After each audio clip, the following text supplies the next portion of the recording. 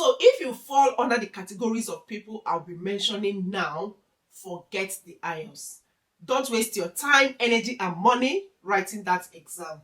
But if you are not among these people, don't worry. There are other exams and ways approved by the UK Home Office that you can use for your visa application. The first category of people are those that have successfully proven in the past during their visa application that they met the knowledge of English requirements.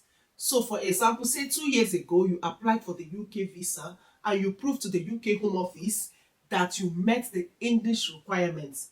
Fast forward to 2023, now you are applying for another visa. You do not need to prove your knowledge of English again. Second category of people are those that have a degree that is taught in English. What you need to do is to submit your document to ECCTIS, previously known as NARIC. They will assess it. Once they prove that the degree was taught in English, you can use that certificate for your visa application. The third category now are those people that you've proven during your professional registration that you met the English criteria. So nurses, for example, doctors, we have the dentists, the midwives, or any other professional body that you need to write an English exam to join. If you start applying for your visa, you don't need to write another IELTS. I know in the past, if you wrote those exams, you still need to go and write the UKVI, but now, no, you can use it to show your proof of English, okay? So I'm saying this because I've got people in my DM, they've studied in the past here in the UK, or they are nurses that have written their IELTS exam. They'll be like, Nurse Angie, do I still need to go write UKVI? No, you don't need to write another exam, okay? I had an encounter with one of us recently. She is a nurse. She has written the IELTS academic for her NMC registration. But when it was time for her visa application, she went to write the UKVI. What a waste of money.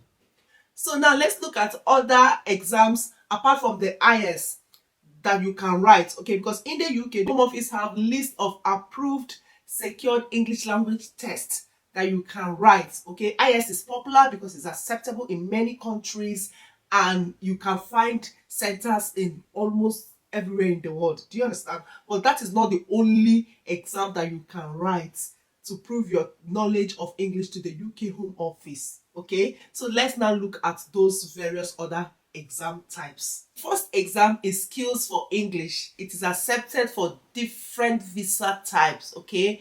And many universities here in the UK also accept this exam. If you go on their website, you should be able to see the particular schools and countries that accept this exam. I'll leave it somewhere on this screen so that you guys can also see it, and I'll leave the link in the description box of this video in case you want to go and check them, okay?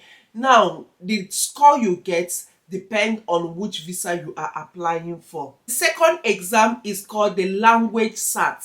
This particular exam have centers as well in different countries. You can use it for your visa, settlement and citizenship application. Also, you can find a downloadable material on their website for your preparation.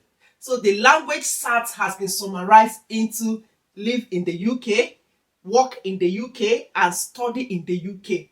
Depending on the visa you want to apply for, that will determine the Language SAT exam that you would write. Your score will be influenced by the type of visa you are applying for. For example, if you're going for the sports person visa, you're expected to get A1. Unlike if you're going for the skilled worker visa, if you get a B1, that meets the requirements. So if you have been finding it difficult to pass the IELTS, plus that the fee to register this IELTS exam starting from the 1st of September has been increased in some countries. In Nigeria, for example, the UKVI academic and general that some people write now at 96,500. Starting from the 1st of September, you all will be writing it at 116,000 naira. So guys, it is time for you to explore this other different exam.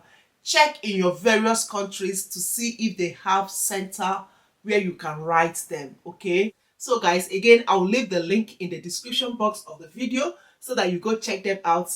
and see if they have a location in your country. Now, the third exam is PTE. Actually, this one, I have seen someone that came to the UK from Nigeria using this particular exam. So I am sure they have a location in Lagos, Abuja. So if you're from Nigeria, check it out. I believe it should be less expensive than the IELTS. So some of you that have asked me, you've been saving to write IELTS and now the fee has gone up, what should you do?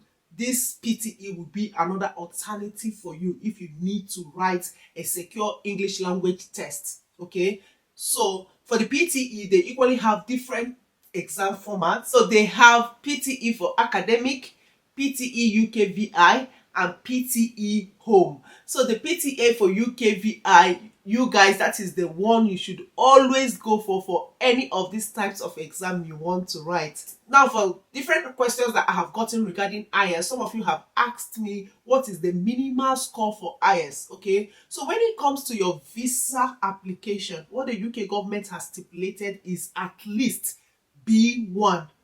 So now again, it depends on the visa you are applying for, okay? Because the skills you are tested for, it varies from one visa to another. For example, if you are applying for the sports person visa, you are tested for your speaking and your listening. Whereas if you're applying for skilled worker visa, you are tested for listening, reading, speaking, and writing, okay? And for the skilled worker visa, the minimum you should get is a B1. If it is IELTS, the minimum score for IELTS is 4, okay? But if you're coming to study, the score is different. So find out what you want to use this IELTS or English exam for. That will determine the score you should get. Another question I've always gotten is, what type of IELTS exam should I write? As long as it's for visa application, you should write the UKVI exam, okay? So if it's IELTS UKVI, if it's PTE UKVI, version of it is what you should write. But an exception comes to those that are nurses, doctors. If you've written the academic, that is fine to prove your knowledge of English. So another question that I got recently is, if I write the UKVI IELTS, is it acceptable in other countries? According to the IELTS website, they said that UKVI is acceptable in different other countries. But lest I forget, if you're new to this channel, you are very much welcome. I am happy to have you here. So here I talk more on information that will help you relocate overseas. I share my life here in the UK as an immigrant nurse. So the main purpose of this channel is to educate, entertain, and encourage us, okay? Do well to subscribe if you haven't, and turn on post notification. My returning subscribers, you guys are the real MVP. So I hope you find the video helpful. If you do have any other questions regarding this English exam, do well to leave it in the comment section and I will be available to answer them, okay? Thank you guys for watching and I'll see you in my next one. Bye.